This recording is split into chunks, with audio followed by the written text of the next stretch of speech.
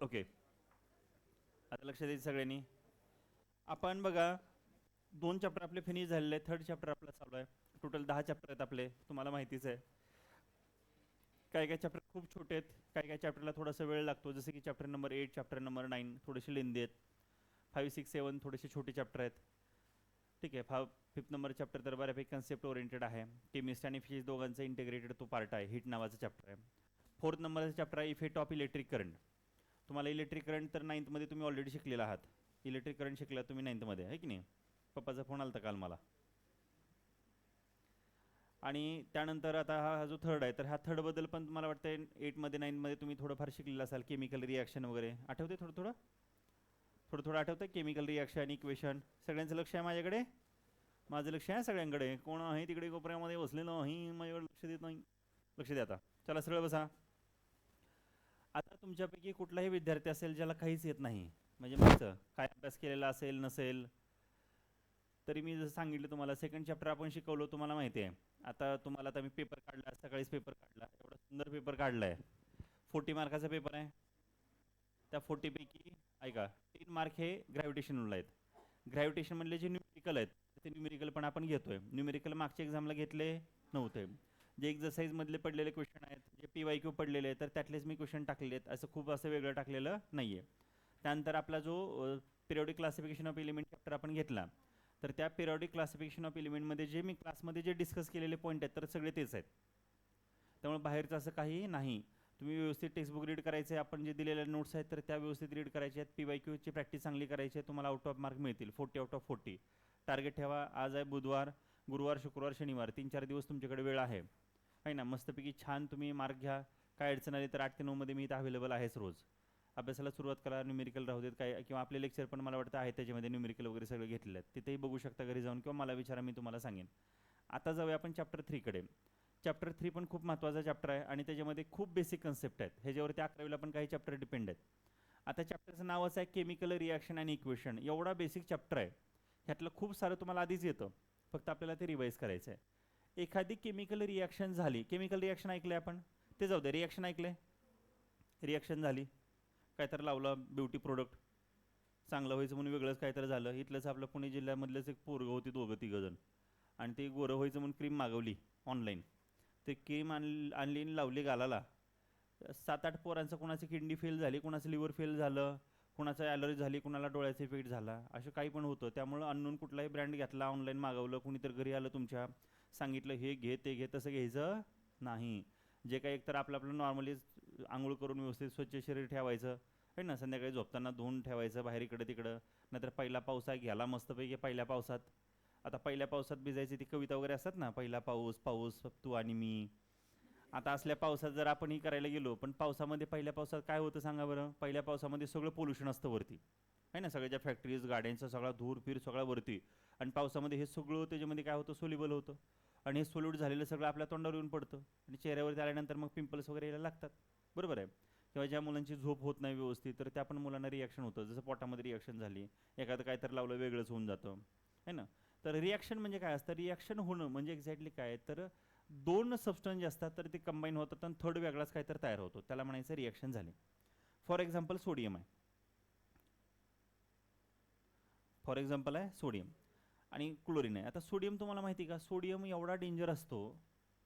Sodium, लक्ष द्या माझ्याकडे. सोडियम हा हायली रिॲक्टिव्ह मेटल आहे. सोडियम घेतला, आणि सोडियम जर नॉर्मली जर कुठल्याही पण ह्याच्या जर म्हणजे तो कोणाच्या जर कॉन्टॅक्टमध्ये आला, म्हणजे हीटच्या वगैरे, तर तो लगेच काय करतो, फायर कॅच करतो, लगेच त्याला आग लागते. एवढा सोडियम डेंजर आहे. आणि जर क्लोरीन घेतला, काय घेतला? क्लोरीन. क्लोरीन तर पॉइझनस गॅस आहे. सोडियम काय सांगितलं मी तुम्हाला? सोडियम लगेच इग्नाइट होतो, लगेच त्याला आग लागते नॉर्मल टेम्परेचरला सुद्धा. एवढा सोडियम डेंजर आहे. म्हणजे तुम्ही ओपन ठेवला आणि हीट जर बाहेर प्रोड्यूस झाली, गरम जर वातावरण झालं, तर मनानं सोडियम काय करतो, पेट घेतो. आणि क्लोरीन काय करतो? क्लोरीन तर पॉइझनस गॅस आहे, तो आपल्या जवळ जर आला ना, आपल्या बॉडीमध्ये गेला तरी पण कार्यक्रम झाला. म्हणजे सोडियमच्या प्रॉपर्टी वेगळ्या आहेत, क्लोरीनच्या प्रॉपर्टी वेगळ्या आहेत, पण हे दोघं जण जेव्हा एकत्र येतात, तर त्याला रोज खातो आपण. सोडियम आणि chlorine, sodium chloride, salt, NaCl रोज खातो ना आपण. म्हणजे अगोदर जे सबस्टन्स होते दोघं जण, ह्या दोघांच्या प्रॉपर्टी वेगळ्याच होत्या, पण जेव्हा दोघं जण एकत्र आले, त्यांची रिॲक्शन झाली, आणि रिॲक्शन झाल्यानंतर जो प्रोडक्ट तयार झाला, तर त्याच्या प्रॉपर्टी कशा आहेत, वेगळ्या आहेत, नवीन सबस्टन्स तयार झाला, मग अशाला म्हणायचं केमिकल रिॲक्शन झाली. बरं आता केमिकल रिॲक्शन कशामुळे होते रे? व रिॲक्शन कशामुळे होते? माझ्याकडे लक्ष द्या, माझ्याकडे लक्ष द्या, लक्ष सगळ्यांचं माझ्याकडे. रिॲक्शन होते म्हणजे काय होतं त्याच्यामध्ये? रिॲक्शन कोणाची होणार आहे? एलिमेंटची होणार आहे. एलिमेंट कशाने म्हणतात? ॲटमनं म्हणतात. ॲटमच्या आतमध्ये कोण असतं? इलेक्ट्रॉन असतात, प्रोटॉन असतात आणि न्यूट्रॉन असतात. आता स्टेबल असेल तर रिॲक्शन होणार आहे का? नाही. अनस्टेबल असेल तर रिॲक्शन होते. म्हणजे रिॲक्शन होण्याचा जो ड्रायव्हिंग फोर्स आहे, माझ्याकडे लक्ष आहे सगळ्यांचं, माझं लक्ष आहे बरं का, मी क्वेश्चन विचारणार आहे पुन्हा, इकडे तिकडे लक्ष असेल तर. रिॲक्शन होण्याचा जो ड्रायव्हिंग फोर्स आहे तर तो आहे स्टॅबिलिटी. आपण सगळेजण जे काम करतो कशामुळे करतो? स्टेबल व्हायचं आहे प्रत्येकाला. जसं तुमच्या पॅरेंट्सला आपली फॅमिली चांगली सर्वाइव्ह करायची आहे, तुम्हाला काहीतरी आयुष्यात काहीतरी अचीव करायचं आहे, त्यामुळे आपण पळतोय, बरोबर आहे की नाही? आता ज्याला काय अचीव पण करायचं नाही, काहीच नाही, मग काय होईन? आहे ना, ती स्टोरी माहिती असेल तुम्हाला. एक माणूस असतो, झाडाखाली झोपलेला असतो, आणि झाडाखाली झोपला असतो, निवांत त्याचं आयुष्य चाललेलं असतं. आणि तेवढ्यात मग त्यातल्यात आपल्यासारखा एक शहाणा माणूस त्याच्याजवळ जातो, म्हणतो काय बडे सर निवांत झोपले तुम्ही? ते म्हणतं काय करू, काय तर कर, कामधंदा कर. ती म्हणेल मग काय होईल? ते काय कामधंदा केलं तुझ्याकडे पैसे येतील. मग ती म्हणते मग काय होईल? मग ते पैसे आल्यावरती तू काय तर अजून चांगलं शेत घेशील. ती म्हणते मग काय होईल? ती म्हणजे शेत घेतलं तू त्यात काय तर पेरणी करशील. मग ती म्हणते मग काय होईल? मग पेरणी झाल्यानंतर मग तू त्यातून उत्पन्न तुला मिळेल, तुझ्याकडे पैसा येईल. मग ती म्हणते मग काय होईल? मग ते पैसे आल्यावर तू आराम करशील. ती म्हणते आता काय करतोय? माहिती की नाही तुम्हाला ती स्टोरी? तर काय काय जण असे पण माइंडसेटवाले असतात का मग काय होईल, मग काय होईल, काहीच होत नाही, निवांत चाललं आराम. आता ह्याच्यामध्ये काय होतं, हे जे इलिमेंट असतात तर त्या इलिमेंटला प्रत्येकाला काय व्हायचं? स्टेबल व्हायचं. स्टेबल व्हायचं म्हणजे काय करायचं? त्याची आउटर मोशन ही कंप्लीट करायची आहे. आउटर मोशन ही काय करायची आहे? कंप्लीट. आपण लास्ट लेक्चरमध्ये शिकवलं होतं तुम्हाला, है ना, जे पहिले एलिमेंट असतात मेटल असतात, नॉन मेटल असतात. मेटल नॉन मेटलला कसं आयडेंटिफाय करायचं? जर आउटर मोशनमध्ये 1 2 3 इलेक्ट्रॉन असतील तर मेटल, जर 4 5 6 7 8 असतील तर नॉन मेटल. पण पहिल्या 1 to 10 मध्ये 1 आणि 2 जो आहे पहिला 1 आणि 2, तर तो 1 2 आहेत हायड्रोजन आणि हेलियममध्ये, पण ते मेटल आहेत का? नाही, ते एक्सेप्शन आहे नॉन मेटल. त्यानंतर आपण आलतो कार्बनकडं. कार्बनच्या आउटर मोशनमध्ये किती इलेक्ट्रॉन होते? 4. आता त्याच्याकडे 4 आहेत, पण तो कोण आहे? नॉन मेटल आहे. त्यानंतर पुन्हा अजून एक होता ब्रोमिन नावाचा एलिमेंट, ज्याच्या आउटर मोशन, ब्रोमिन नाही सॉरी, काय होतं आपला? सिलिकॉन होतं काय? सिलिकॉन होता. सिलिकॉनचा 2,8,4 असं होतं बघा इलेक्ट्रॉनिक कन्फिग्रेशन. तर तो जो सिलिकॉन आहे तर तो कुठल्या कशामध्ये येतो? मेटलॉइडमध्ये येतो. हे आपण सेपरेटली लर्न केलं होतं. आता मेटलमध्ये टेंडन्सी कुठल्या आहे? इलेक्ट्रॉन लूज करण्याची. मेटल हे अनस्टेबल आहेत बरेचसे, नॉन मेटल पण अनस्टेबल आहेत, कारण त्याचा आउटर मोशनमध्ये ते जे ऑक्टेट कंप्लीट व्हायला पाहिजे तर तेच कंप्लीट नाही. त्यामुळे ते सगळेजण काय करतात? रिॲक्शन करायचा प्रयत्न करतात. बघा मी काय म्हणलं, स्टेबल एलिमेंट रिॲक्शन करायचा प्रयत्न करतात का? नाही. कोण आहे stable? Zero group element. Noble gases कोणते कोणते? Helium, neon, argon, krypton, xenon, radon. म्हणा, helium, neon, argon, krypton, xenon, radon. हे जे एलिमेंट आहेत हे स्टेबल एलिमेंट आहेत. स्टेबल म्हणजे त्यांचं आउटर मोशन कंप्लीट आहे. मग ज्याची कंप्लीट नाही तर तो काय करणार आहे? प्रयत्न करणार आहे, बरोबर आहे की नाही? दोघ जण कोण कोण आहेत? हां, तू एक आहे नमुना, तू शेजारी. अरे गरीब माणूस आहे की, ह्याला कशाला घेतलं तुझ्यासोबत? ओके, लक्षात इकडे माझ्याकडे. आता इथं तुम्हाला बेसिक काही क्वेश्चन विचारलेत. What are the type of molecules of elements and compound? आपल्याला माहिती आहे एलिमेंटचे जे मॉलिक्युल असतात हे सेम टाईपचे बनलेले असतात. जसं हायड्रोजनचा मॉलिक्युल H2. हायड्रोजनचे जेवढे मॉलिक्युल घ्याल तेवढे दोघांच्या प्रॉपर्टी कशा असणार आहे? सेमच आहे. एखादा कंपाऊंड घेतला, आता कंपाऊंडमध्ये कोण एक्झाम्पल घ्याल? वॉटर घ्याल. आता वॉटरमध्ये काय? हायड्रोजनचे 2 मॉलिक्युल आहेत, ऑक्सिजनचा एक आहे. अरे बरोबर आहे की नाही? बरोबर. मग हे काय होतं की आता मग हे असे मॉलिक्युल झाले, एका एलिमेंटनं बनलेले किंवा 2 एलिमेंटनं बनलेले. या what is mean by the valency of element? हे तर माहितीच आहे तुम्हाला. That is combining capacity of an element. कधी कधी एखादा एलिमेंट दुसऱ्या एलिमेंटसोबत रिॲक्शन करत असताना इलेक्ट्रॉन देतो, कधी कधी इलेक्ट्रॉन घेतो, कधी कधी इलेक्ट्रॉन शेअर करतो. बघा मी तुम्हाला एक 2 गोष्टी सांगतो, व्यवस्थित लक्ष द्या. आता हे तुम्हाला 9th मध्ये झालंय, पण असं गृहीत धरू की तुम्हाला सगळं येतंय. जसं सोडियम आहे हे तुम्हाला 9वीला झालंय. सोडियमच्या आउटर मोशनमध्ये किती इलेक्ट्रॉन आहेत? ॲटॉमिक नंबर किती आहे? 11. Electronic configuration 2,8,1. इथे घेतला क्लोरीन. क्लोरीनचा ॲटॉमिक नंबर किती आहे? 17. Electronic configuration 2,8,7. आता सोडियमला पण स्टेबल व्हायचं आहे आणि क्लोरीनला पण काय करायचं आहे? स्टेबल व्हायचं आहे. दोघांना स्टेबल व्हायचं आहे. सोडियमला पण स्टेबल व्हायचं आणि क्लोरीनला. म्हणजे स्टेबल व्हायचं म्हणजे काय, तर ह्या दोघांच्या आउटर मोस्ट शेलमध्ये किती इलेक्ट्रॉन पाहिजे, तर 8 पाहिजे. मग ह्या दोघांचा प्रयत्न असतो माझ्या आउटर मोस्ट शेलमध्ये 8 इलेक्ट्रॉन झाले पाहिजे. माझ्या आउटर मोस्ट शेलमध्ये किती इलेक्ट्रॉन झाले पाहिजे, 8. ह्यासाठी दोघं जण प्रयत्न करतात. कोण कोण प्रयत्न करतं, सोडियम आणि क्लोरीन पण. मग सोडियम काय करतं, क्लोरीनकडे जातं, क्लोरीनला म्हणतं तुझी साथ मला दे. म्हणजे तुझी जर साथ मला दिली तर काय होणार आहे, 1 + 7 माझ्याकडे 8 होणार आहेत. मग क्लोरीन म्हणतो माझे 7 मी तुला देत नाही, पण तुझा एक मला दे. म्हणजे माझे 7 इलेक्ट्रॉन मी तुला देणार नाही, तुझा एक इलेक्ट्रॉन काय कर माझ्याकडे घेऊन ये, आणि माझ्याकडे 7 + 1 किती होईल, 8 होईल. मग दोघात भांडणं लागतात. मग ते भांडणं झाले की बाय डिफॉल्ट मिटवायला येतात बडे सरकडं. बडे सरला विचारलं काय केलं पाहिजे बडे सर. बडे सर म्हणले ह्यात काय विचार करायचा आहे का, सोडियमकडे 1 आहे, क्लोरीनकडे 7 आहेत, कुणी कुणाला दिलं पाहिजे, सोडियमनं क्लोरीनला दिली पाहिजे. अरे दिलं पाहिजे की नाही दिलं पाहिजे, बरोबर आहे की नाही. मग सोडियमकडून 1 इलेक्ट्रॉन घेतात बडे सर आणि म्हणतात काय कर बघ तुझी मज्जा तुला सांगतो, तू 1 जर ह्याला दिला तर तुझा 7 हा +1 हा किती झाला रे, 8 झाला. ह्याच्या आउटर मोशनमध्ये किती आहेत, 8 आहेत. ह्याच्याकडे किती आहेत, 8 आहेत. दोघांकडे पण 8 आहेत. दोघंजण पण स्टेबल झालं. आनंदी आनंद संसार चालू झाला दोघांचा. म्हणजे सोडियमच्या पण आउटर मोशनमध्ये 8 आहेत आणि क्लोरीनच्या पण 8 आहेत. म्हणजे इथं काय झालं, इलेक्ट्रॉनचं ट्रान्सफर झालं. काय झालं, म्हणजे ट्रान्सफर ऑफ इलेक्ट्रॉन झालं. मग जेव्हा इलेक्ट्रॉन ट्रान्सफर होतात, आता जेवढे इलेक्ट्रॉन दिले किंवा जेवढे इलेक्ट्रॉन घेतले त्याला त्याची व्हॅलेन्सी म्हणायचं. आता सोडियमची व्हॅलेन्सी किती, 1. सोडियमची व्हॅलेन्सी किती, 1. क्लोरीनची किती, 1. जेवढे दिले किंवा जेवढे घेतले, मी काय म्हणलं कळालं, जेवढे दिले किंवा जेवढे घेतले तर त्याला म्हणायचं असतं valency. That is the combining capacity of an element. म्हणा, म्हणजे इलेक्ट्रॉन ट्रान्सफर केले जातात, रिसीव्ह केले जातात किंवा कधी कधी शेअर पण केले जातात. आता काही काही एलिमेंट असतात ह्याच्या पण आउटर मोशनमध्ये 4 आहेत सपोज आणि ह्याच्याकडे पण 4च आहेत, आणि हे म्हणतं तुझं मला दे, ते म्हणतं तुझं मला दे. अजून गेलं बडे सरकडं. बडे सर म्हणले सोपं आहे, काय करा, शेअरिंग करा, 50-50% पार्टनरशिप. काय करा, शेअरिंग करा. आता हे 4 शेअर केले. आता शेअरिंगमुळे जी बॉन्ड झाला, आता 2 बॉन्ड असतात, जो ट्रान्सफर ऑफ इलेक्ट्रॉनमुळे जो बॉन्ड झाला तर त्या बॉन्डला आयोनिक बॉन्ड म्हणायचं. काय म्हणायचं, काय म्हणायचं, सरळ बसा, गालावरचे हात काढा सगळेजण, एकदम छान. काय म्हणायचं, ट्रान्सफर ऑफ इलेक्ट्रॉनमुळे जो बॉन्ड होत असतो त्याला म्हणायचं आयनिक बॉन्ड, आणि त्या कंपाऊंडला म्हणलं जातं आयनिक कंपाऊंड. लक्ष आहे सगळ्यांचं, माझं लक्ष आहे बरं का. अजून एकदा बघा, लक्ष द्या. शेअरिंग ऑफ ट्रान्सफर ऑफ इलेक्ट्रॉनमुळे जो बॉन्ड तयार होतो त्याला म्हणायचं आयनिक बॉन्ड, आणि त्या कंपाऊंडला म्हणायचं आयनिक कंपाऊंड. आणि those bond which is form due to the sharing of electron is called as a covalent bond, and the compound which is formed due to the covalent bond is called as a covalent compound. 2 टाईपचे compound असतात, एक असतं आयनिक compound, दुसरं असतं covalent. हे सगळं नववीला झालंय तुम्हाला. एक असतं आयनिक कंपाऊंड, दुसरं असतं कोव्हॅलेंट कंपाऊंड. कंपाऊंडचे 2 टाईप, एक असतं आयोनिक, दुसरं असतं कोव्हॅलेंट. आयनिक कंपाऊंड कधी तयार होतात, ट्रान्सफर ऑफ इलेक्ट्रॉनमुळे, आणि कोव्हॅलेंट कधी होतात, शेअरिंग ऑफ इलेक्ट्रॉनमुळे. इथपर्यंत क्लिअर आहे सगळ्यांचा, ओके. व्हॅलेन्सी कळालं सगळ्यांना.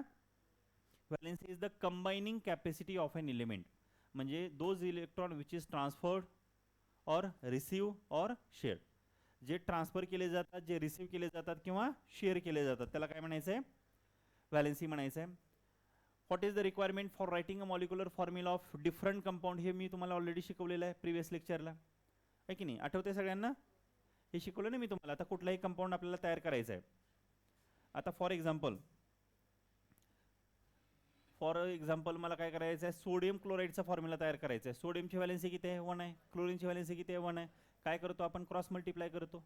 सिम्बॉल लिहायचं, त्याच्या खाली त्याची व्हॅलेन्सी लिहायची आणि क्रॉस मल्टिप्लाय करायचं. मग काय फॉर्म्युलाला, Na, बरोबर. आता हायड्रोजन आणि ऑक्सिजन ह्या दोघांचं लिहा.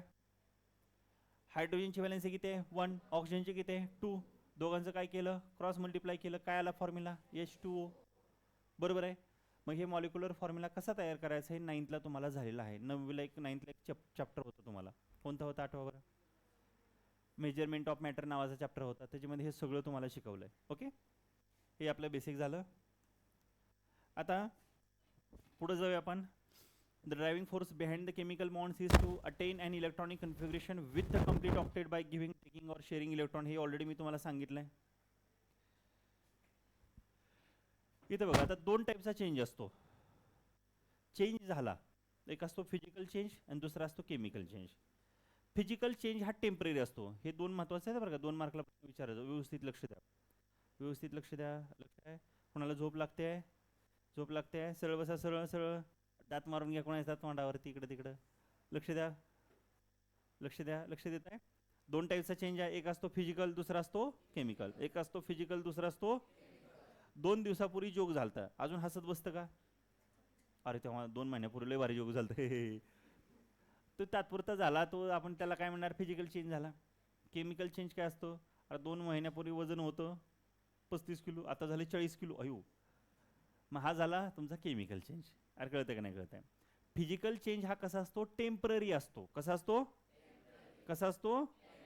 फिजिकल चेंज कसा असतो, टेम्पररी. आणि केमिकल चेंज हा परमनंट असतो, एकदा झाला की झाला. जसं की दुधाचं दही झालं, milk turn into the curd, कोणता चेंज आहे? केमिकल चेंज आहे. Chemical change is not reversible change. व्यवस्थित लक्षात. रिव्हर्सिबल म्हणजे दुधाचं दही करता येतं, दह्याचं पुन्हा दूध तयार करता येतं का? समजा मम्मीनं दुधाचं दही लावलं ना, अचानक घरी पाहुणे आले, अरे ते काल दुधाचं दही लावलं होतं, ते काय कर, डबल काय कर, दूध कर आणि मस्तपैकी चहा करू. येतं करता येतं असं? अरे करता येतं का? पण समजा तुम्ही पाणी घेतलं, आपल्या फ्रीजरमध्ये ठेवलं, त्या पाण्याचा आईस केला दादा, पाण्याचा काय केला? आईस केला. आणि नंतर लक्षात आलं की नळाचं पाणी गेलं सगळं, मग पण आपल्याला थोडं पाहिजे, मग ते काय केलं, आईस अजून डबल घेतला, खाली बाउलमध्ये ठेवला. त्यानंतर काय होईल, त्या आईसचं काय होणार आहे? वॉटरमध्ये कन्व्हर्जन होणार आहे. अरे होणार आहे का? होणार आहे. मग हा जो चेंज आहे, ह्या चेंजला म्हणणार रिव्हर्सिबल चेंज. रिव्हर्सिबल म्हणजे जसं की आईसचं लिक्विडमध्ये झालं आहे वॉटरमध्ये, आणि त्यानंतर वॉटरचं अगेन आईसमध्ये होतं, तर त्याला म्हणणार रिव्हर्सिबल चेंज. म्हणजेच काय, फिजिकल चेंज हा रिव्हर्सिबल असतो. फिजिकल चेंज हा रिव्हर्सिबल असतो. लग्नामध्ये मेकअप केलं, लय मेकअप केलं, दुसऱ्या दिवशी ओरिजिनल कलर येणार आहे की नाही आपला आपला, मग तो जो चेंज आहे तर तो कोणता असणार आहे? फिजिकल चेंज आहे. अरे बरोबर आहे की नाही? अरे बरोबर आहे की नाही? हा फिजिकल चेंज. केमिकल चेंज जसं की आंबा पिकला, रायपनिंग ऑफ फ्रूट्स, हा कोणता चेंज आहे? Chemical change. आता एकदा आंबा पिकला की पिकला, पुन्हा लोणचं करणार का त्याचं? नाही. करता येईल का आपल्याला? नाही. मग हे सांगितलं, जसं तुमची ग्रोथ झाली. आता तुम्ही आधी जन्म झाला तेव्हा एवढं छोटं होतं, माझंही बाळ एवढं छोटं होतं, मला चांगलं आठवतंय. मी असं कंपॅरिझन करायचो, त्याचं हात आणि माझं हे बोट असं सेम होतं. मग तुम्ही पण लहान जेव्हा जन्म झाला असाल तेव्हा तुमचं जे मनगट होतं हे रिस्ट, तर तुमच्या पप्पाच्या मम्मीच्या हाताएवढं होतं. नंतर तुमची वाढ झाली, आता 2 हातात बसना. बसतं का आता? आता माझंही अगोदर छान कुठे घेऊन फिरत होतो, आता मांडीवर पण बसत नाही, पाय इकडे जातात, हात इकडे जातात, मध्येच पाय घेतो, तोंडावर मारतं इकडून. है ना? आता वाढ झाली ना त्याची. मग तो जो चेंज झाला तो कोणता चेंज आहे? केमिकल चेंज आहे. बरोबर आहे की नाही? अरे झालं की नाही? ग्रोथ झाली, ग्रोथ झाली, हा जो चेंज असेल तर तो कोणता असेल? केमिकल चेंज असेल. कोणता चेंज असेल? कोणता चेंज असेल? इथं तुम्हाला सांगितले फिजिकल चेंज आणि chemical change. State of matter changes, जसे की स्टेट ऑफ मॅटर चेंजेस, सॉलिडचं लिक्विड झालं, लिक्विडचं गॅसेस झालं. वॉटरचं एक्झाम्पल घेऊ शकता, आईसचं वेपरमध्ये कन्व्हर्जन झालं, वेपरचं अगेन कशामध्ये झालं? आपल्या लिक्विडमध्ये झालं, है ना? आता मेल्टिंग ऑफ आईस सगळ्याला माहिती आहे. मेल्टिंग ऑफ आईस, मेल्ट होणं म्हणजे काय होणं? मेल्ट होणं म्हणजे सॉलिडचं कन्व्हर्जन लिक्विडमध्ये होणं. मेल्ट होणं, सॉलिडचं कन्व्हर्जन, त्याला म्हणायचं मेल्टिंग. आणि मेल्टिंग पॉईंट म्हणजे काय असतं? ज्या पॉईंटला solid convert in to the liquid, that temperature is called as a melting point. बरोबर आहे? प्रत्येक सबस्टन्सचा मेल्टिंग पॉईंट हा वेगळा वेगळा असतो. जसं वॉटरचा किती आहे? 0 डिग्री आहे. बरोबर आहे? आता आपल्याला माहिती आहे आता वॉटरचं काय होणार आहे, मग आपण जर त्याला हीट प्रोड्यूस केली तर काय होईल? त्याचं वेपरमध्ये कन्व्हर्जन होईल, गॅसेसमध्ये जाईल तो. आता गॅसेसमध्ये कन्व्हर्जन होतं आहे, गॅसेसमध्ये कन्व्हर्जनमध्ये वेपराईज होते ते. बरोबर आहे की नाही? आता वेपरचं अगेन कशामध्ये कन्व्हर्जन होतं? त्याला जर थंड केलं वाफेला तर काय होतं? अगेन पाणी होतं. त्या प्रोसेसला काय म्हणलं जातं? कंडेन्सेशन म्हणतात. काय म्हणतात? कंडेन्सेशन म्हणतात.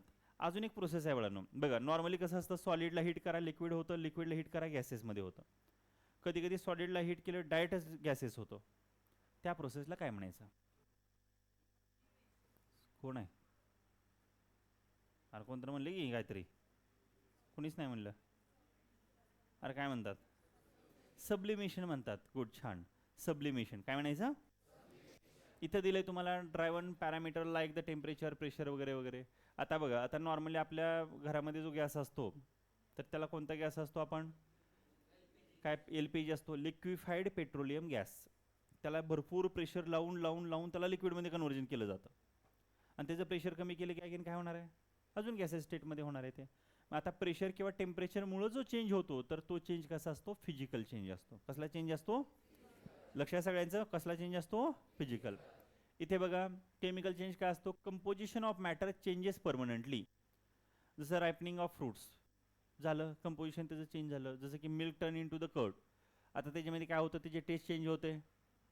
आधी आपण जर बघितलं जे मिल्कची काय होती स्टेट, लिक्विड होतं. जेव्हा दही झालं, दही झाल्यानंतर ते सेमी लिक्विड झालेलं आहे, बरोबर आहे. मग इथं स्टेट चेंज झाली, पुन्हा त्याचा ऑर्डर चेंज झाला, वास स्मेल चेंज झाला. त्यानंतर अजून काय चेंज झालं, टेस्ट चेंज झाली. अरे झाली की नाही झाली, त्याचा कलर पण चेंज झाला. तुम्ही जर 2 3 4 5 दिवस जर तसंच ठेवलं तर हळूहळू त्याचा कलर काय व्हायला लागतो, तो रेडिश ब्राऊन त्या टाईपचा होतो.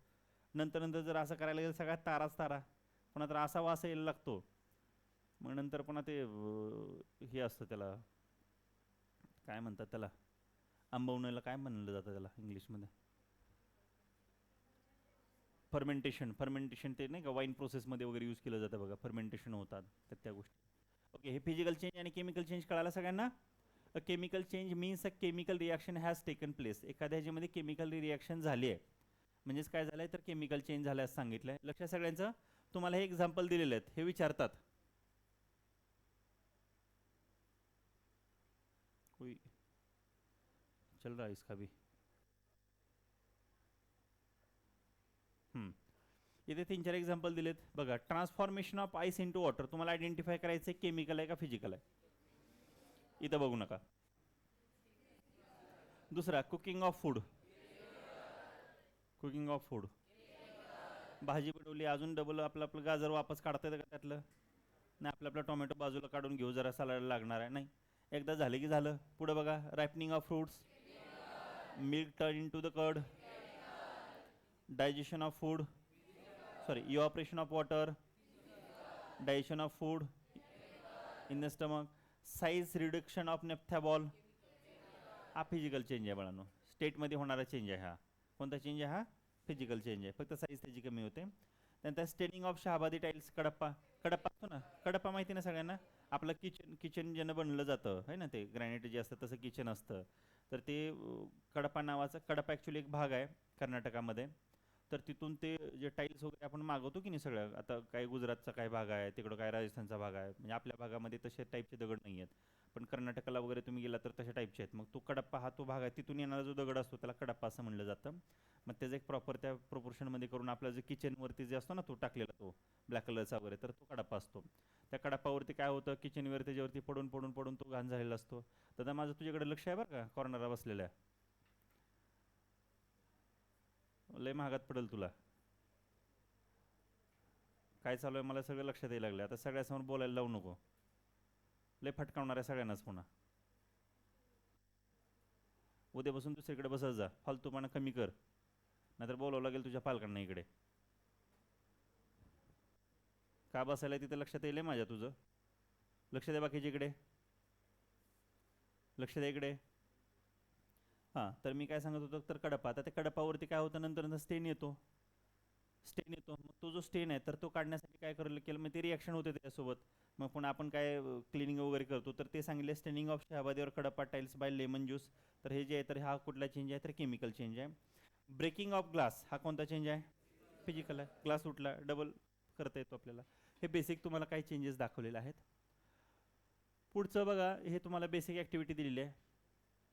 इथं तुम्हाला रिॲक्शन ॲक्च्युली ही रिॲक्शन तुम्हाला करायची आहे. ह्याच्यामध्ये दिलं आहे सेटअप अँड मटेरियल काय काय बघा, apparatus, thermometer, इव्हॉपरेटिंग dish, tripod stand, funnel, हे सगळे तुम्हाला माहिती असतील इक्विपमेंट. पहिले तर माहिती असेल, थर्मामीटर तर माहिती आहे.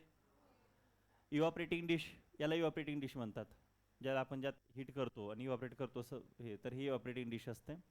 पुन्हा ट्रायपॉड स्टँड, हे आता ह्याच्यामध्ये ट्रायपॉड म्हणून इथं 4 पॉड दिलं आहे. ट्रायपॉड म्हणजे ज्याला 3 पाय असतात त्याला ट्रायपॉड स्टँड असं म्हणलं जातं. फनेल, फनेल फनेल नरसाळं आहे ना. त्यानंतर काय दुसरं, बन्सेन बर्नर. हा जो बर्नर असतो तर हा बन्सेन नावाच्या सायंटिस्टने डिस्कवर केला आहे म्हणून त्याला बन्सेन बर्नर असं म्हणलं जातं, हा बर्नर. त्यानंतर पुढं काय, आता केमिकल, लाईमस्टोन पावडर, कॉपर वगैरे हे सगळ्या गोष्टी सांगितल्या.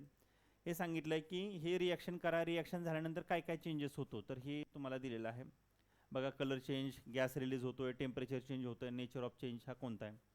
जसं की पहिल्या ॲक्टिव्हिटीमध्ये काय दिलेलं आहे तुम्हाला बघा, हीट लाईमस्टोन. लाईमस्टोन घेतला आणि त्याला हिटिंग करायला सुरुवात केली. लाईमस्टोनला जेव्हा आपण हे करतो तर त्याच्यामध्ये कलर कोणता चेंज होत नाही. आता हे तुम्हाला स्कूलमध्ये ॲक्टिव्हिटी आहे, क्लासमध्ये नाही. नो चेंज, गॅस रिलीज कोणता होणार आहे लाईमस्टोनमधून, तर कार्बन डायऑक्साईड. कोणता चेंज होणार आहे, कार्बन डायऑक्साईड गॅस हा रिलीज होणार. रिलीज होणं म्हणजे बाहेर पडणं, जसं आपण पण करतो, बाहेर टाकतो कार्बन डायऑक्साईड गॅस, टाकतो नाही टाकतो, अरे श्वास बाहेर टाकतो ना, मग तो कार्बन डायऑक्साईड गॅस असतो. पुढं टेम्परेचर चेंज काय, तर हीट ऑब्झर्व, त्यातून हीट बाहेर पडते, आणि कोणता चेंज झालाय तर हा परमनंट आहे म्हणजे केमिकल चेंज आहे. पुढे इथे दिले सेकंडवाला झिंक डस्ट बस कॉपर सल्फेट. आता काय होतं, झिंक आणि कॉपर सल्फेट ह्या झिंकची रिॲक्टिव्हिटी ही कॉपरपेक्षा जास्त आहे, त्यामुळे झिंक काय करतो, कॉपरला रिप्लेस करतो, झिंक सल्फेट तयार होतं. मग ह्याच्यामध्ये झालं काय झालं, ब्ल्यू टू कलरलेस. आधी जे सोल्युशन असतं त्याचं ब्ल्यू कलरचं असतं, म्हणजे कॉपर सल्फेट असतो ना, कॉपर सल्फेट, कॉपर सल्फेटचा सोल्युशनचा कलर कसा असतो, ब्ल्यू. कॉपर सल्फेटच्या सोल्युशनचा कलर कसा असतो, ब्ल्यू. त्याच्यामध्ये तुम्ही झिंक जेव्हा टाकता, तर झिंक टाकल्यानंतर तो ब्ल्यू कलर डिसॅपेअर होऊन जातो आणि कलरलेस म्हणजे ट्रान्सपरंट तुम्हाला सोल्युशन मिळतं. हेच तुम्हाला इथे दिलं, हे 1 मार्कला क्वेश्चन आहे बरं का. हा the colour of the copper sulphate solution is dash dash. किंवा रिॲक्शन दिली जाते ह्याचा कलर कुठला होतो, तर ब्ल्यू टू कलरलेस. गॅस कुठला झाला का नाही, टेम्परेचर इन्क्रीज झालं, केमिकल चेंज, हे सगळं तुम्हाला दिलं आहे. पुढे ते पोटॅशियम डायक्रोमेट, बेरियम सल्फेट हे दिले तुम्हाला, तर त्याच्यामध्ये येल्लो प्रेसिपिटेट नो, हे बेसिक तुम्हाला सांगितलं आहे.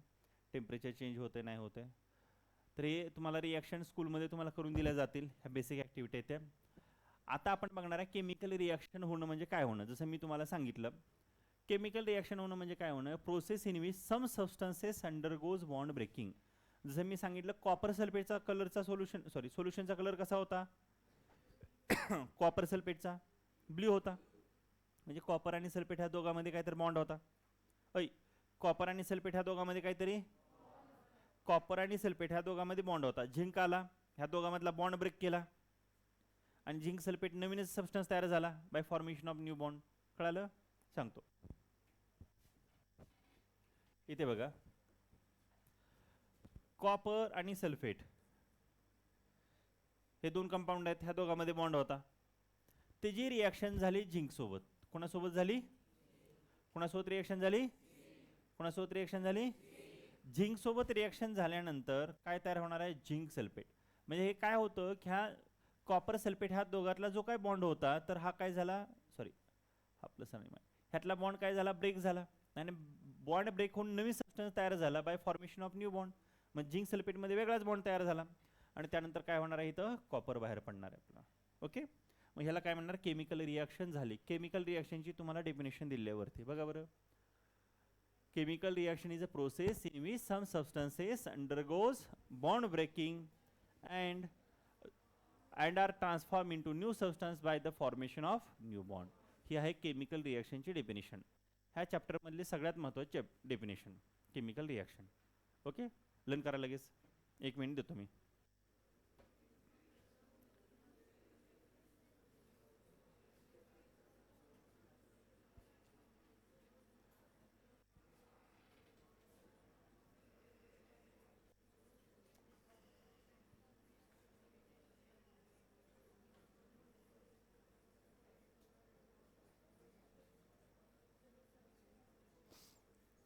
डन म्हणता, चलो start. A chemical reaction is a process in which some substances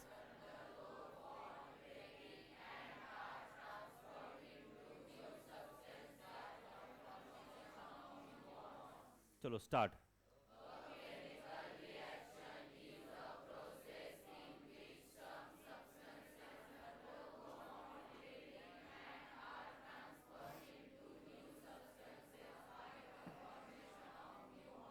start.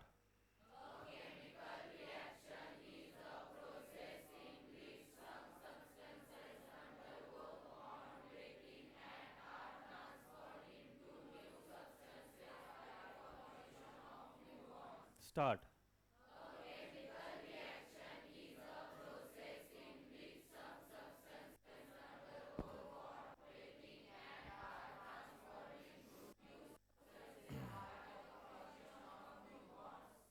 छान. आता बघा, नॉर्मली आपल्याला माहिती आहे एखादी रिॲक्शन झाली तर रिॲक्शनमध्ये कोण कोण असतं, रिॲक्टंट आणि प्रोडक्ट असतात.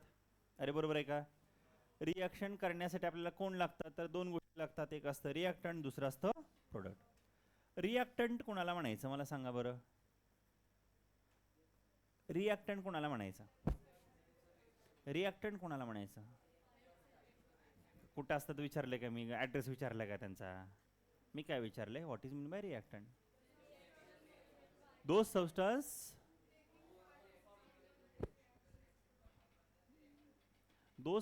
हू taking up or participate in a chemical reaction. जे असे सबस्टन्स असतात जे केमिकल रिॲक्शन होत असताना त्या रिॲक्शनमध्ये काय करतात, पार्टिसिपेट करतात, त्याला म्हणायचं रिॲक्टंट. बरोबर आहे. म्हणजे फॉर एक्झाम्पल मगाशी मी इथं लिहिलं होतं कॉपर सल्फेट आणि झिंक, ह्या दोघांना काय म्हणणार तुम्ही, रिॲक्टंट म्हणणार. या दोघांनी काय केलं, रिॲक्शनमध्ये पार्टिसिपेट केलं. असे सबस्टन्स जे केमिकल रिॲक्शनमध्ये होण्यासाठी स्वतःहून पार्टिसिपेट करतात त्याला म्हणायचे केमिकल रिॲक्शन, सॉरी त्याला म्हणणार रिॲक्टंट. आणि ह्या रिॲक्शनचा जो रिझल्ट असतो तर त्या रिझल्टला काय म्हणायचं आहे, काय म्हणायचं आहे, हे माहिती आहे सगळ्यांना. बघा रिॲक्टंट आणि प्रोडक्ट हे लक्षात आले सगळ्यांच्या. रिॲक्टंट कोणाला म्हणायचं, जे सबस्टन्स रिॲक्शन होण्यामध्ये पार्टिसिपेट करतात त्याला म्हणायचं reactant. and the result of a chemical reaction is called product. आले लक्षात. Those substances who taking part in a chemical reaction is called as a reactant and the result of chemical reaction is called as a product. ह्या दोन्ही definition तुम्हाला textbook मध्ये आहेत, उद्या येताना learn करायच्या. ओके, रिॲक्टंट कळालं, प्रोडक्ट कळालं. रिॲक्टंट म्हणजे काय, जे पार्टिसिपेट करतात. आता रिॲक्शन झालं, रिझल्ट आला. रिझल्ट काय आला रे, झिंक सल्फेट आणि प्लस काय असणार तुमचा, कॉपर. कळते सगळ्यांना इथपर्यंत. झिंक सल्फेट हा झाला आणि कॉपर. आता मला एक प्रश्न विचारणार मी, कोण उत्तर देणार, प्रश्न विचारणार, कोण उत्तर देणार, कोण उत्तर देणार, कोण उत्तर देणार. हां, ये कोपऱ्यातला अधूनमधून बोलतो तो, काय आपल्या ना, तू नाही तुझ्या मागचं. हां उभं राहा. कोण आहे तू यशू आहे मला तरी. मला सांग बाळा, सोपा प्रश्न विचारणार तुला, जगातला सोपा. आणि तो जर प्रश्नाचं तुला उत्तर येत नसेल, चालू आहे रेकॉर्डिंग, ह्याच्यामध्ये रिॲक्टंट कोण आहे? खालून जो सांगतोय त्याला मी वेगळा प्रश्न विचारणार आहे ना, माझं लक्ष आहे. रिॲक्टंट कोण आहे ह्याच्यात?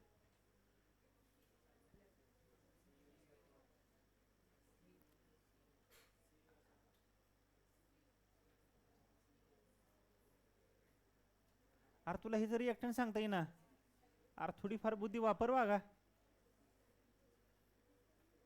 तू सांग रे दादा. हे हां, CuSO4 अँड झिंक. अरे रिॲक्टंट एवढं कळत नाही, आता एवढं वेळ झालं शिकवतोय आपण. उभा राहा, बस तू. छान. अजून कोण सांगतंय, कोण सांगतंय, कोण सांगतंय? बरं बाळा, मी तुला अजून एक प्रश्न विचारतो, चान्स देतो तुझ्यासाठी. ओके, त्या प्रश्नाचं उत्तर सांगितलं तर मग तू आहेस व्यवस्थित. कॉपर सल्फेट आणि झिंक कोण आहे? तरी स्वतःला येईना, काय करायचं त्याच्या बुद्धीला? हां, रिॲक्टंट आहेत. अरे आधी प्रश्न विचारला काय, रिॲक्टंट कोण आहे? तुम्ही काय सांगितलं, कॉपर सल्फेट आणि झिंक. पुन्हा काय प्रश्न विचारला, कॉपर सल्फेट आणि झिंक कोण आहे? करतो. अरे कोण आहे रिॲक्टंट? हे कोण आहे बाळा? प्रोडक्ट. हे प्रोडक्ट आहे ना, मग प्रोडक्ट कोण आहे? हे. अरे सोपा आहे की नाही, सोपा आहे? नाही कळत. हां, तरी पण उभार. पुढचा प्रश्न बघा, सोल्यूट प्लस सॉल्वंट काय मिळतं? सोल्युशन. अरे बरोबर आहे की नाही, बरोबर आहे. सगळ्याला माहिती आहे, सगळ्याला माहिती आहे. सोपं आहे, माहिती असलं पाहिजे. अरे माहिती की नाही माहिती? सोल्यूट कुणाला म्हणायचं, जे विरघळतं. दो सबस्टन्स विच डिझॉल्व, जे डिझॉल्व होतं त्याला काय म्हणणार, सोल्यूट. आणि इन विच डिझॉल्व त्याला म्हणणार सॉल्वंट. ज्याच्यामध्ये विरघळतं त्याला म्हणणार सॉल्वंट, आणि जे विरघळतं त्याला म्हणणार सोल्यूट. सोपं की नाही? Solute solvent. सोल्यूट आणि सॉल्वंट एकत्र आले काय तयार होतं? सोल्युशन. काय तयार होतं? सोल्युशन. माहिती आहे बाळा तुला ह्याचं? माहिती आहे सोल्युशन? सोल्युशन सोल्युशन कशाने तयार होतं सोल्युशन? आता कुठल्याही क्वेश्चनचं असं आलं, गिव्ह द सोल्युशन, तर हे लिहून टाकायचं. Solute plus solvent is equal to solution.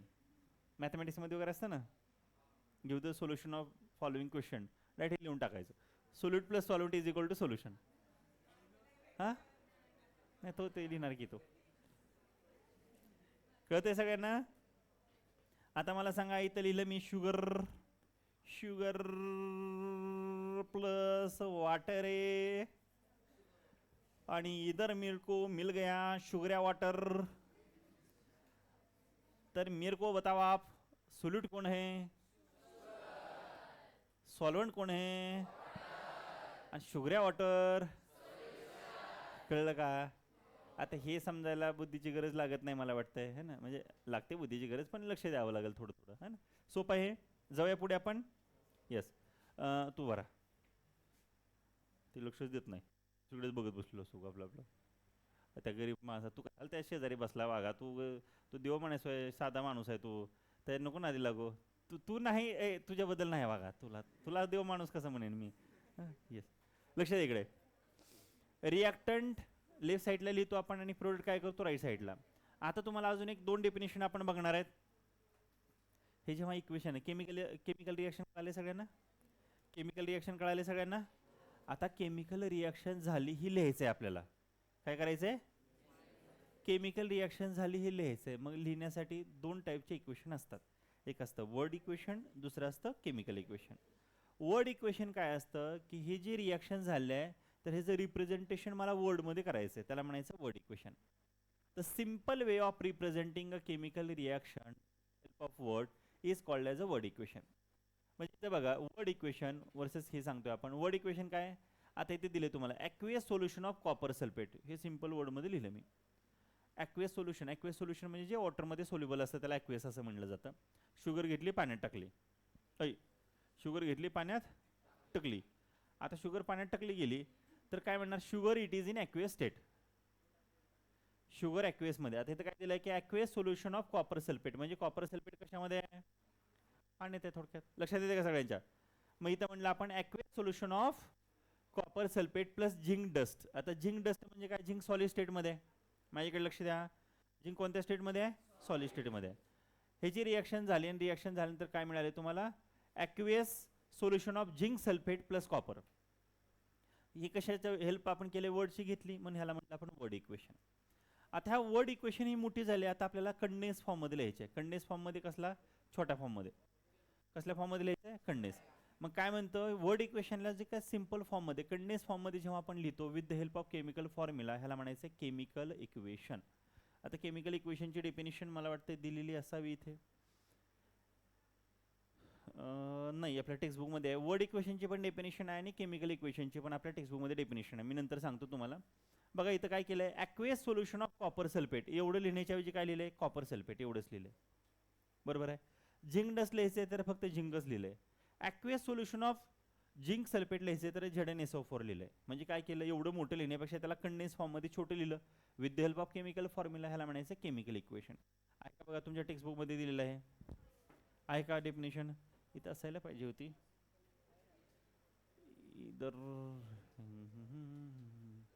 इथं नाही दिलेली.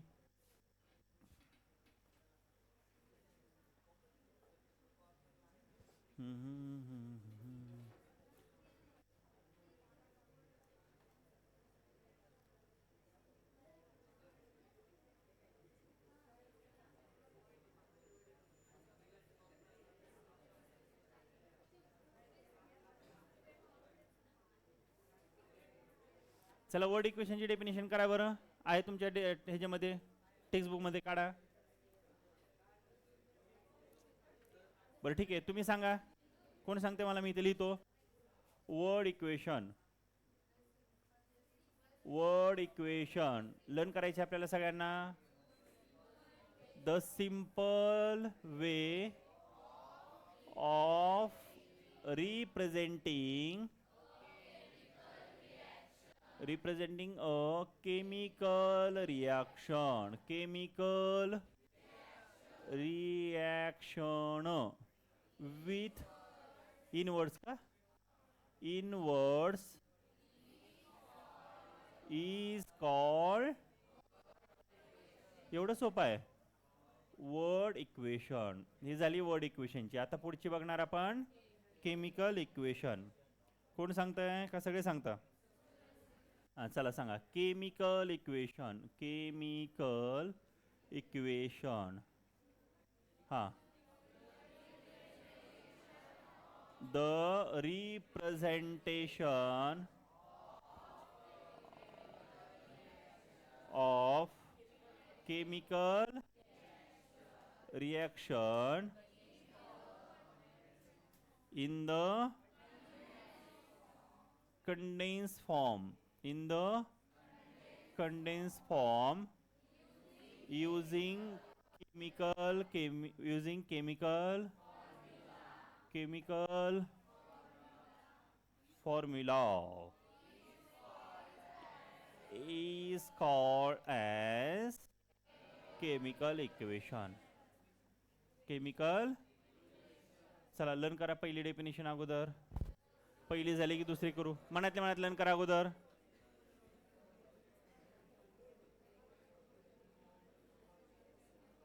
अजून लय वेळ आहे.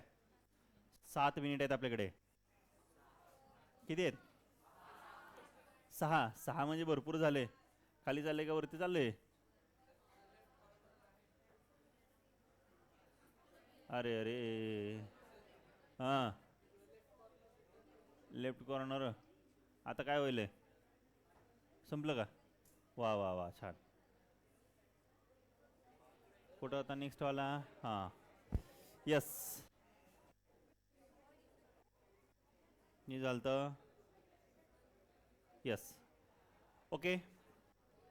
आता आहे ना बाळांनो, आपण बघितलं केमिकल रिॲक्शन काय असतं, त्यानंतर बघितलं केमिकल इक्वेशन काय असतं. लक्ष द्या. केमिकल रिॲक्शन बघितलं, काही सबस्टन्स बॉन्ड ब्रेक होतात, नवीन सबस्टन्स तयार होतो, नवीन बॉन्ड तयार होतो, त्याला केमिकल रिॲक्शन म्हटलं आपण. ह्या केमिकल रिॲक्शनला आपण केमिकल इक्वेशनमध्ये कसं लिहायचं ते बघितलं आहे ना, with the help of chemical formula. ती डेफिनेशन तुम्ही लर्न केली. आता केमिकल इक्वेशन लिहित असताना लक्षात सगळ्यांचं 3 मार्काचा प्रश्न आहे हा, ऑलरेडी विचारलेला. 3 मार्कला प्रश्न हा विचारलेला आहे की केमिकल इक्वेशन लिहायचं आहे शर्माजी. केमिकल इक्वेशन लिहायचे तर त्याचे काय रूल आहेत, तर ते हे रूल्स आपण आजच्या लेक्चरमध्ये बघणार आहे. व्यवस्थित माझ्याकडे लक्ष द्या. देत आहे सगळेजण देत आहे? थोरात सर आहे लक्ष? सगळ्यांचं लक्ष आहे? आता हे लिहित असताना तुम्हाला काय रूल आपल्याला लिहायचे आहेत. जसे की आता एवढा सोपा रूल आहे. एखादी रिॲक्शन लिहायची तर रिॲक्टंट हा आता रिॲक्टंट त्याला माहिती आहे. रिॲक्टंट माहिती ना बाळा तुला? रिॲक्टंट प्रोडक्ट माहिती आहे की नाही माहिती? कसं बघतो येड्यासारखं? अरे झालं ना, तू सांगितलं की. अरे तू कशासाठी उभारलाय ते तर माहिती ना तुला? कशासाठी उभारलाय? अरे कशासाठी उभारलाय? रिॲक्टंट लिहायचंय तर रिॲक्टंट लिहित असताना रूल असा सांगतो की रिॲक्टंट हा नेहमी लेफ्ट साईडला लिहायचा आणि प्रोडक्ट हा राईट साईडला. कुणाच्या? ॲरोच्या. ॲरो असतो ना आतमधल्या साईडला ॲरो. ॲरो हा रिॲक्शनचा वे दाखवतो, इथून रिॲक्शन होईल. म्हणजे हा लेफ्ट साईडला रिॲक्टंट असतो आणि राईट साईडला प्रोडक्ट असतो. नेहमी लक्षात ठेवायचं. रूल नंबर फर्स्ट दिले तुम्हाला. रिॲक्टंट ऑन LHS आणि product on RHS. Arrow points to the product.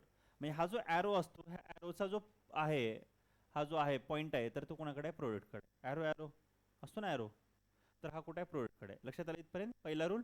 Reactant कुठे लिहायचा? लेफ्ट साईडला ॲरोच्या. आणि प्रोडक्ट कुठे लिहायचा? राईट साईडला, राईट हँड साईडला. मधल्या साईडला काय असतो? ॲरो. ॲरोचा हेड तो कोणाकडे असतो? प्रोडक्टकडे असतो. सेकंड नंबरचा rule, link with a plus sign between multiple reactant or product. म्हणजे जर तुमच्याकडे नंबर ऑफ रिॲक्टंट आणि प्रोडक्ट असतील, म्हणजे जसं मगाशी आपण एक्झाम्पल घेतलं, कॉपर सल्फेट होता आणि सोबत झिंक होता, म्हणजे हे दोघं जण मिळून रिॲक्टंट होते, बरोबर आहे. असे 2 किंवा 2 पेक्षा जास्त रिॲक्टंट असतील तर दोघांच्या आतमध्ये प्लस साईन टाकायचा. आता साईन टाकू शकतो मायनस, मल्टिप्लाय, डिवाइड, तर त्याच्याऐवजी कोणता यूज करायला सांगितलं त्यांनी? प्लस. तर ते सगळ्यांना म्हणजे 2 किंवा 2 पेक्षा जास्त जर रिॲक्टंट असतील तर ते कशाने लिंक करायचं आहे? प्लस साईननं करायचं आहे. सेम इकडं आहे.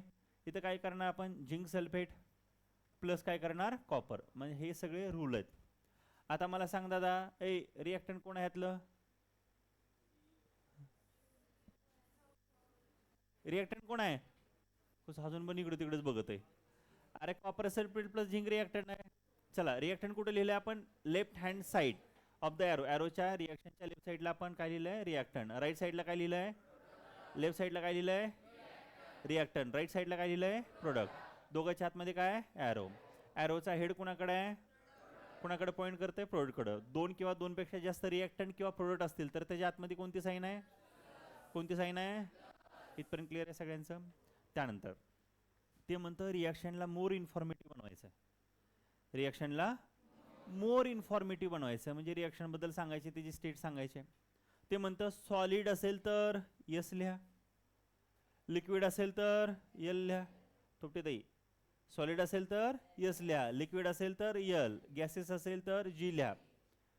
किंवा जर ॲक्वेस वॉटर सोल्युबल असेल तर AQ लिहा. AQ म्हणजे वॉटर सोल्युबल ॲक्वेस. ते म्हणतं गॅसेस स्टेटमध्ये चाललंय तर जीच्या ऐवजी तुम्ही डाऊन अपवर डायरेक्शनचा ॲरो लिहू शकतात. जसं मागाशी रिॲक्शनमध्ये CO2 गॅस बाहेर पडला. कोणता गॅस बाहेर पडला? CO2 गॅस बाहेर पडलाय, तर अपवर डायरेक्शनचा ॲरो असा लिहायचा. आणि समजा तुमच्याकडं प्रोडक्ट आहे, सोल्यूट आहे, पण ते डिझॉल्व झालं नाही, किंवा असा सबस्टन्स आहे जे डिझॉल्व झालं नाही. जसं चहा बनवला तरी चहापत्ती आतमध्ये वरून दिसते डिझॉल्व झाल्यासारखी. चहा गाळणीनं आपण त्याला गाळलं तर काय होतं, चहापत्ती बाहेर निघते ना. आता मग अशी नवीला की विद्यार्थी आला उशिरा, अर्धा तास आला, सर मी आतमध्ये येऊ का? आतमध्ये मी म्हणलं ये, बघतो त्या तोंडाकडे सगळी चहापत्तीच लागली तोंडाला. म्हणलं बाळा चहा पिलास का? ते म्हणलं सर तुम्हाला कसं काय कळलं? म्हणलं बाळा चहापत्ती लागले, पुसून ये. चहापत्ती असते आतमधल्या साईडला, तर ते त्याला म्हणलं जातं प्रेसिपिटेट. काय म्हणलं जातं? अरे काय म्हणलं जातं? हा प्रेसिपिटेट म्हणजे डाऊनवर्ड एरो असतो असा. चला, रिॲक्शनला मोर इन्फॉर्मेटिव्ह बनवायचं आहे, रिॲक्शनला मोर इन्फॉर्मेटिव्ह बनवायचे, तर तुम्हाला त्याची स्टेट लिहायची आहे. सॉलिड असेल तर यस, लिक्विड असेल तर, गॅसेस असेल तर अपोर डायरेक्शनचा ॲरो, आणि प्रेसिपिटेट असेल म्हणजे अनडिझॉल्व जर असेल त्याच्यामध्ये काही पार्टिसिपेंट, तर त्याला काय म्हणणार? Downward arrow. हे झाले 3. हे लक्षात आलं सगळ्यांच्या इथपर्यंत? ओके, आलं. चला आता आपण काय करूया, डेफिनेशन एकदा रिवाइज करूया. चला, पहिली डेफिनेशन कोणती बघितली आपण? Chemical reaction. चला म्हणता केमिकल रिॲक्शनची. केमिकल रिॲक्शन आठवते का? खांडेकर ताई आठवते का? सांग.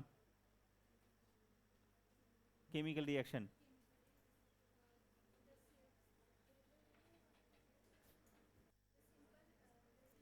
Simple way. चल, केमिकल रिॲक्शनची डेफिनेशन भावा तू सांग आणि बस खाली. केमिकल रिॲक्शनची डेफिनेशन उद्या येताना सगळं लर्न करून ये. मी उद्या विचारणार तुला प्रश्न, उद्या ॲब्सेंट राहायचं नाही, ठीक आहे? उद्या आतमध्ये एंट्री करताना क्वेश्चन विचारणार. ऐका, उद्या येतात सगळ्या मुलांनी हे लर्न करून यायचं आहे. Chemical reaction, chemical equation, word equation, reactant, product, ह्या सगळ्याचे डेफिनेशन आहेत.